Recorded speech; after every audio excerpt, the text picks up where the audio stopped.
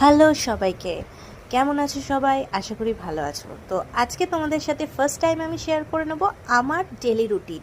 তো ফার্স্টেই দেখতে পাচ্ছ আমি যেটা সবার আগে সকালবেলা উঠেই করি সেটা হচ্ছে বিছানা পরিষ্কার, কারণ আমার এই অগোছালো বিছানা একদম পছন্দ হয় না। আর এটা ছিল আমার একটা ছুটির দিন, তো ফার্স্টেই আমি করে নিচ্ছি আমার বিছানাটা পরিষ্কার, আর তারপর খেয়ে নিচ্ছি জিরের জল। এরপর আমি করে নেবো ব্রেকফাস্ট, অবশ্যই 1 ঘন্টা থেকে 1.5 ঘন্টা পরে।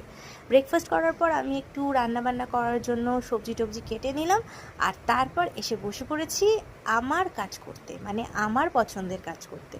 তো এই টি শার্টটা তোমরা কিন্তু অলরেডি আমার চ্যানেলে দেখে ফেলেছো ফুল ভিডিওটা এটার মানে তৈরি করার।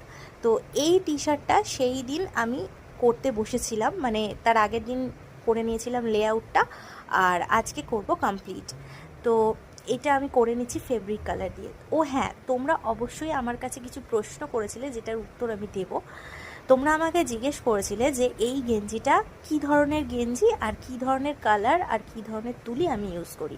প্রথমেই বলে দিই তুলির কথাটা, আমি এখানে পাতি সিনথেটিক তুলি ইউজ করেছি, যেহেতু এটা ফেব্রিক কালার। ফেব্রিক কালারে এমনিতেই একটু মানে তুলি নষ্ট হওয়ার চান্সটা বেশি থাকে, সেই জন্য আমি সিনথেটিক তুলি ইউজ করছি। আর গেঞ্জির ক্ষেত্রে এটা আমার হোলির টাইমে কেনা রাখা ছিল গেঞ্জিটা। হোলিতে সবাই যেহেতু ডিআইওয়াই গেঞ্জি ইউজ করে বা সাদা গেঞ্জি ইউজ করে, তোমরা ইজি অ্যাভেলেবেল পাবে, তোমরা যদি চাও ওই সময় তুলে রাখতে পারো। এটা আমার ওই সময়েরই কেনা একটা গেঞ্জি ছিল।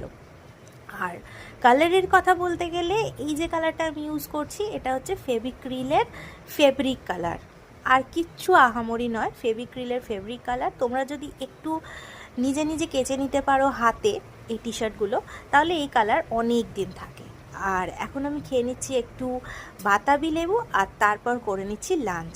অবশ্যই বাতাবি লেবু খাওয়ার 1 ঘন্টা পর আমি লাঞ্চটা করেছি। তো লাঞ্চে আজকে ছিল ইলিশ মাছ, দেখতেই পেলে।